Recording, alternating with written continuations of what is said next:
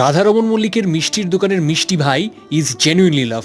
সকালটা শুরু হয়েছিল এরকম চা এবং বিস্কিট দিয়ে, তারপর ঠাম্মা দিদা মায়ের সাথে গেঁচাতে গেঁচাতে যখন দেখলাম দুপুর হয়েছে তখন আমাদের অলরেডি কিন্তু অফিসের জন্য লেট হয়ে গিয়েছি। আমি আমার অফিসে আজকে আমাকে পাঠিয়েছিল একটা সিক্রেট মিশনে, সেখানে আমাকে যেতে হবে এবং সেখানকার সমস্ত গোপন তথ্য আমাকে নিয়ে আসতে হবে, এমনই কিন্তু কথা ছিল। সেই কথা রাখার জন্য কখনো আমি মেট্রো বিচ, কখনো আমি ট্রাম লাইন পেরিয়ে যখন পিজিতে এসে পৌঁছালাম তখন ঘড়িতে বাজে 1:30।